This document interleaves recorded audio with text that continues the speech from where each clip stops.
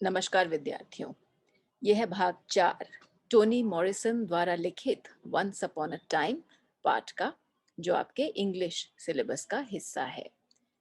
जैसे कि पहले वीडियोस में आपको बताया गया है, ये उस भाषण का हिस्सा है जो टोनी मॉरिसन ने नोबेल प्राइज जीतने पर उस सभा में दिया था।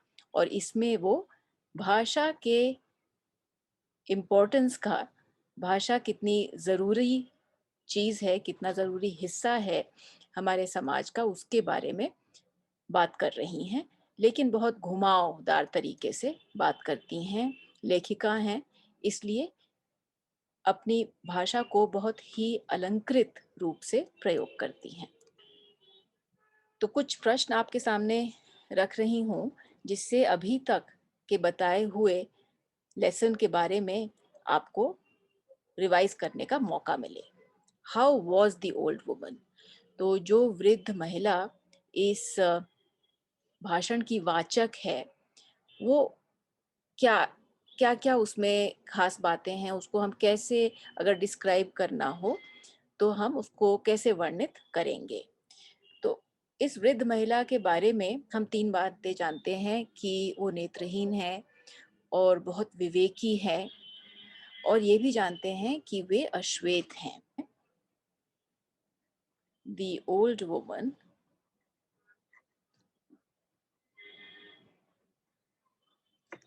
was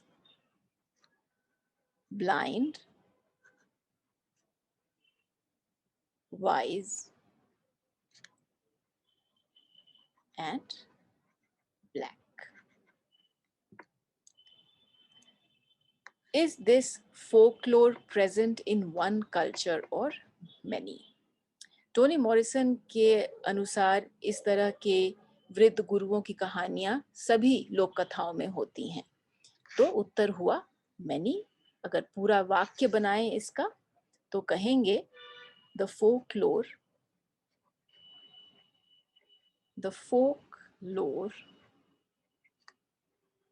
of an old and wise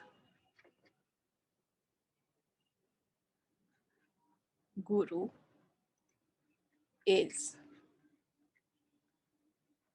present in many cultures.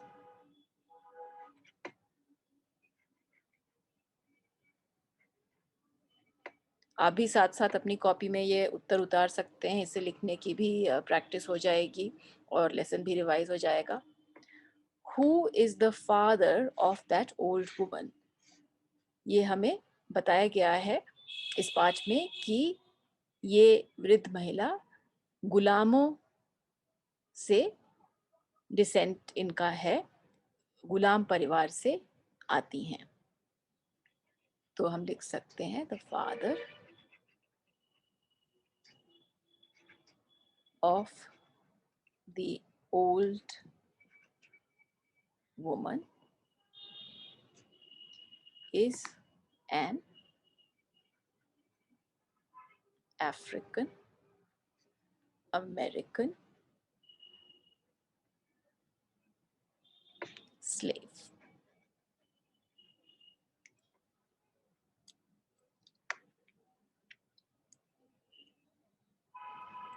Where does the old woman live? वो शहर के बाहर किनारे पे रहती हैं। She lives on the margins of the town. How is her reputation for wisdom? दूर दूर तक उनकी ये मान्यता है कि वो बहुत विवेकी हैं। She has a good reputation for being wise हम ये भी लिख सकते हैं, इस प्रकार से भी लिख सकते हैं, her reputation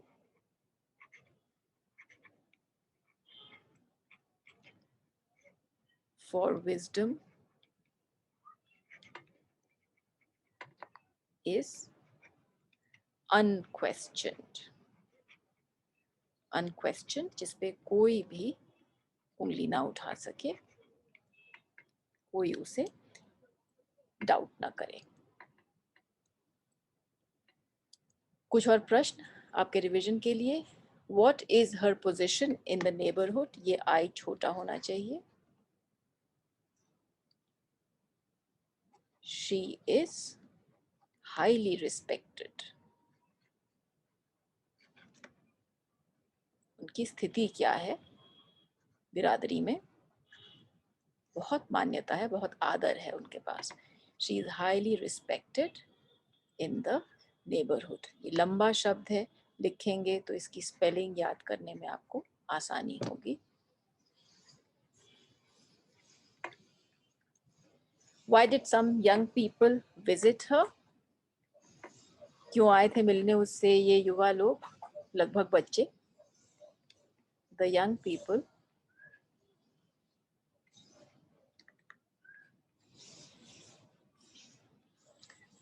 wanted to prove that she is a fraud. उनका सोचना था कि वाकई इस महिला को भविष्य देखने की कोई काबिलियत नहीं है और वो ये जाहिर करना चाहते थे कि ये धोखेबाज है। What does the old woman know about these people? वो सुन सकती हैं, देख नहीं सकती हैं, और वो ये जानती हैं कि इनके हाथ में एक चिड़िया है। She knows that they have a bird in their hands. हालांकि ये एक रूपक है चिड़िया, क्योंकि आगे हम जानेंगे इस पार्ट में कि वाकई उनके हाथ में कोई चिड़िया नहीं थी, लेकिन वो मानती हैं कि एक मेटाफोरिक बर्ड, एक चिड़िया रूपी भाषा इन लोगों के हाथ में है। For what are the young visitors reprimanded? Reprimanded मतलब डांटना। ये शब्द हम सीख चुके हैं पहले के वीडियोस में। वो उन्हें डांटती क्यों है इन बच्चों को? She reprimands them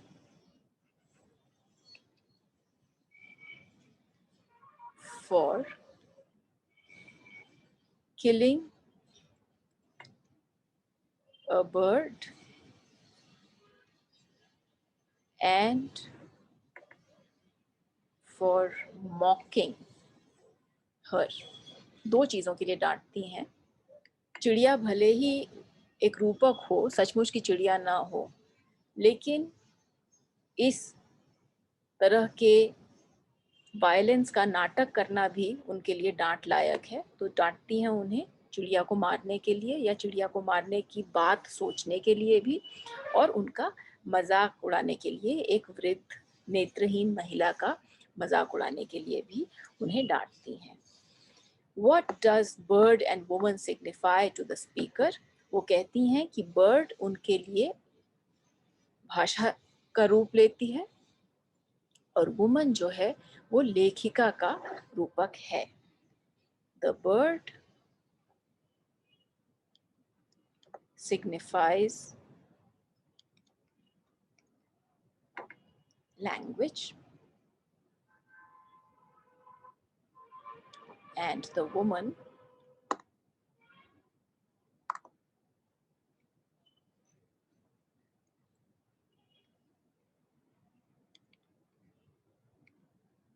signifies a writer, जो भाषा का प्रयोग करता है, भाषा को आकार देता है, भाषा को जीवित रखता है। लेसन आगे पढ़ने से पहले हम हमेशा की तरह कुछ शब्दों के मतलब जान लेंगे जिससे हमें लेसन समझने में आसानी होगी। ये शब्द आप अपने कॉपी में उतार भी सकते हैं। मेक का वैसा आम मतलब तो होता है बनाना, लेकिन एक खास प्रयोग होता है जिसमें हम कहते हैं I could not make out what she meant. इसमें मेक का मतलब होता है मैं समझ नहीं पाई वो क्या कहना चाह रही हैं। तो मेक का एक मतलब समझना, और इसी तरह से आपके पाठ में इसका प्रयोग किया गया है। एनकाउंटर मुलाकात, जेस्चर्स संकेत देना, संकेत देना और बिना भाषा के संकेत देना। जैसे अगर कोई ये करे तो इसका मतलब यहाँ आओ, कोई कहे ऐसे तो मतलब बैठो। तो बिना भाषा के संकेत देना को जेस्चर्स कहते हैं। पॉसिबिलिटी संभावना, इसके स्पेलिंग में गौर दीजिए, ये 2 एस हैं। ड्रॉप्स अ लैच, लैच का मतलब होता है सिटकनी या कुंडी। ड्रॉप अ लैच मतलब किसी चीज़ को बंद कर देना। जैसे अगर हम बोलें कि इस बात पे ड्रॉप अ लैच कर दिया गया, मतलब इस बात को अब बंद कर दिया गया, इस विषय को अंत तक समझ लिया गया, इस पे और चर्चा नहीं होगी। फ्यूचर भविष्य, सपोज मान लेना। फिर इसमें ध्यान दें, यहाँ पे डबल अक्षर होते हैं, उच्चारण से नहीं पता चलता है कि इसमें डबल अक्षर है, इसलिए स्पेलिंग पे ध्यान देना पड़ता है। कुछ और शब्द देखेंगे। इंटरप्ट बीच में ही रोक देना, वायोलेट भंग करना, मायाज्मा दूषित वातावरण, डिस्कोर्स आम अवधारणा, मेडिटेशन ध्यान करना, मार्जिन किनारा, अड्रिफ्ट इधर उधर बहता हुआ, दिशाहीन रूप से इधर उधर बहता हुआ। किसी भी शब्द सूची को याद करने के लिए उसका अभ्यास कर लेना चाहिए। तो बस 5 शब्द हम चुनेंगे जिनका मतलब हम जान चुके हैं। जेस्चर्ड का मतलब था संकेत देना, मार्जिन्स का मतलब था किनारे पे होना, पॉसिबिलिटी का मतलब था संभावना, मेक का मतलब इस पाठ के लिए था बात को समझना, और इंटरप्टेड का मतलब था बीच में रोक देना। तो अब इन वाक्यों में बताइए कौन से शब्द कहाँ बैठेंगे। The children did not know what to dash of the woman's reply। आप पहले सोच लीजिए कौन सा शब्द जाएगा यहाँ, जेस्चर जाएगा कि मार्जिन्स जाएगा कि इंटरप्टेड। फिर आपको अंत में बताएंगे सही उत्तर क्या है। The old woman dash to the children to sit down। वृद्ध महिला ने बच्चों से कहा बैठो। Is there any dash of rain today? क्या आज बारिश हो सकती है? The student dashed the teacher's lecture to ask a question। विद्यार्थियों ने अध्यापिका के लेसन के बीच में एक क्वेश्चन पूछा। Many slums lie at the dash of big cities। कई बड़ी शहरों के आसपास झोपड़पट्टी होती है। पहले में बैठेगा did not know what to make। बच्चे वृद्ध महिला द्वारा दिए गए उत्तर का मतलब ठीक ठीक समझ नहीं आए। जब उन्होंने पूछा था कि हमारे हाथ में जो चिड़िया है वो मृत है या जीवित है, तो बूढ़ी वुमन ने कहा था, ओल्ड वुमन ने कहा था कि आई डोंट नो, मुझे नहीं पता, लेकिन मुझे ये पता है it is in your hands, ये तुम्हारे हाथ में है। और तुम्हारे हाथ का प्रयोग उन्होंने एक इनडायरेक्ट ढंग से किया था कि तुम पर निर्भर करता है। ये नहीं कि वाकई तुम्हारे हाथ में तुम पकड़े हुए हो उसको, लेकिन तुम्हारे हाथ में होना माने तुम्हारे ऊपर निर्भर करता है कि तुम उसको जीवित रखोगे या मर जाने दोगे। The old woman dashed to the children to sit down। यहाँ आएगा gestured। Is there any dash of rain today? Is there any possibility? क्या आज बारिश होने की कोई संभावना है? The student dashed the teacher's lecture to ask a question। The student interrupted। अध्यापिका को बीच में ही रोक के विद्यार्थी ने प्रश्न पूछा। Many slums lie at the margins। किनारे पर। झोपड़पट्टी शहर के बीच में नहीं होती है, मार्जिन्स पे, किनारे पर होती है। ये सारे शब्दों का मतलब हमने सीखा है।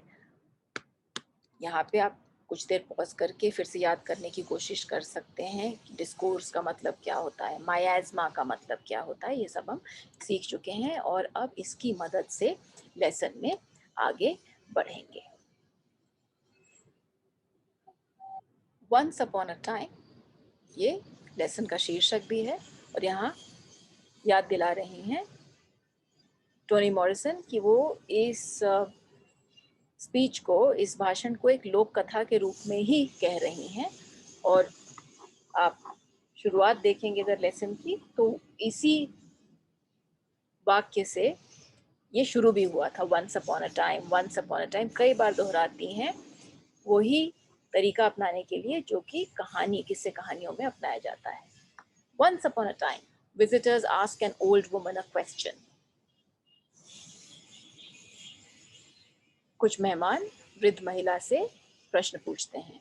Who are they, these children? कौन हैं ये बच्चे? ये What did they make of that encounter? उनको इस मीटिंग से, इस मुलाकात से क्या समझ में आया? What did they make of that? किस तरह से उन्होंने सोचा इस मीटिंग के बारे में? What did they hear in those final words? क्या सुना उन्होंने उन अंतिम शब्दों में? The bird is in your hands. A sentence that gestures towards possibility or one that drops a latch.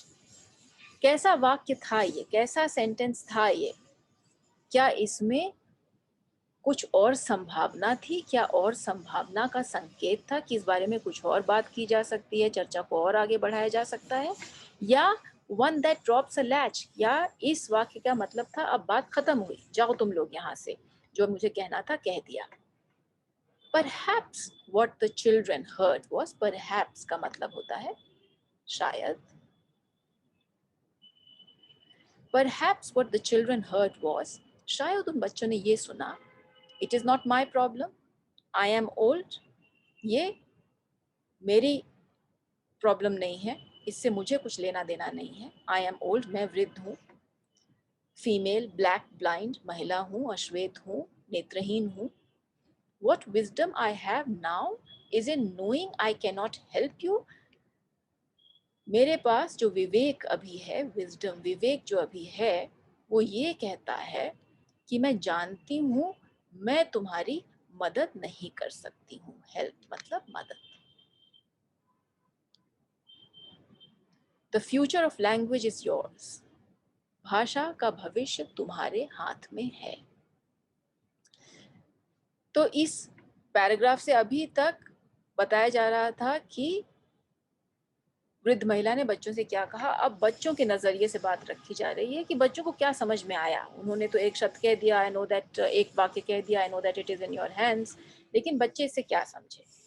They stand there, वो वहां खड़े रहे।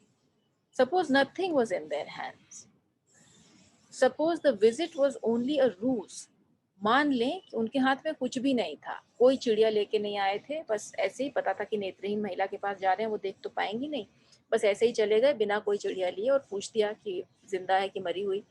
क्यों पूछा उन्होंने? Suppose the visit was only a ruse, ruse माने बहाना।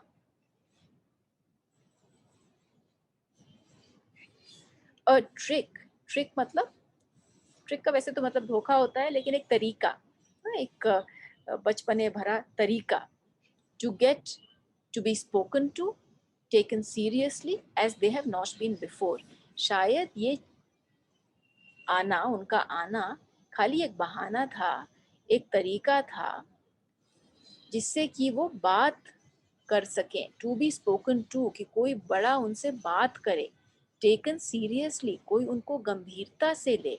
As they have not been before, जैसा कि उनके साथ पहले कभी नहीं हुआ।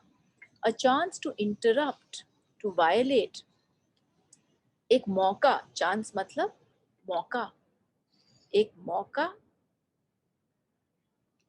बाधा डालने का, भंग करने का। क्या? द अडल्ट वर्ल्ड, बड़े लोगों की दुनिया। It's miasma of discourse about them, जो बड़े लोग या वृद्ध लोग,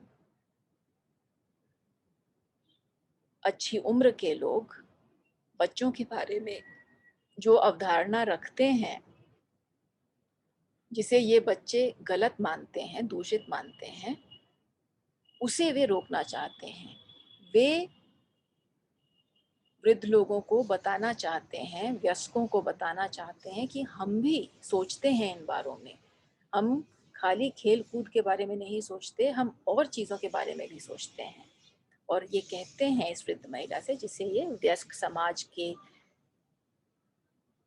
समाज में एक विवेकी दर्जा लिए हुए, बहुत ही आदर सम्मान से जिसे बड़े लोग मानते हैं, उस महिला के पास जाते हैं और पूछते हैं, you old woman blessed with blindness, आप वृद्ध महिला ब्लेस्ड विद ब्लाइंडनेस, जिन्हें नेत्रहीन होने का आशीर्वाद है। ये आशीर्वाद कैसे हो सकता है ना? इस तरह की भाषा जब हम सुनेंगे तो हम सोचने पे बाध्य हो जाएंगे कि नेत्रहीन होना किसी के लिए ब्लेसिंग कैसे हो सकता है, आशीर्वाद कैसे हो सकता है। Can speak the language that tells us what only language can. आप उस तरह की भाषा बोल सकती हैं that tells us what only language can, जिसमें ये शक्ति है जो सिर्फ भाषा में है। How to see without pictures, बिना किसी फोटो के देखने की। आप नेत्रहीन हैं, आपको कुछ दिखता नहीं है, फिर भी आप भाषा का प्रयोग करती हैं। आप ऐसी चीज़ों को वर्णित कर रही हैं जिन्हें आपने कभी देखा नहीं है। अगर आप कहती हैं कि आप कोई रंग कहती हैं, तो आपने तो कभी देखा नहीं लाल रंग और हरे रंग में क्या फ़र्क होता है। तो आप में ये आशीर्वाद है कि बिना पिक्चर्स देखे हुए आप वर्णन कर सकती हैं। Language alone protects us from the scariness of things with no names. भाषा हमारी रक्षा करती है। किस चीज़ से रक्षा? उस डर से रक्षा करती है। स्कैरीनेस मतलब डरावना होना। स्कैरीनेस ऑफ थिंग्स, ऐसी चीज़ें हमें डरावनी लगती हैं जिनका कोई नाम नहीं होता। जैसे अगर कोई कह दे कि अरे उस जंगल में तो पता नहीं क्यों इतनी तेज़ तेज़ हवा चलती है, पता नहीं क्यों अंधेरे के बाद अजीब आवाज़ें आती हैं। और उसी में अगर नाम मिल जाए कि अरे उस जंगल में एक जानवर रहता है जो रात में निकल के आवाज़ करता है, या वहाँ पर तूफान आया था इसलिए आवाज़ आ रही थी, तो हमारा डर खत्म हो जाता है। जैसे ही हम किसी चीज़ के बारे में जान लेते हैं, उसे शब्दों में डाल सकते हैं, उसका डर खत्म हो जाता है। Language alone is meditation. Language ध्यान करने का, चीज़ों के बारे में सोचने का अकेला तरीका है। हम अपने आप से भी अगर बात करना चाहें तो हमें शब्दों की ज़रूरत होगी। कोई भी वार्तालाप करने के लिए अपने आप से, दूसरों से, हमें लैंग्वेज चाहिए, भाषा चाहिए।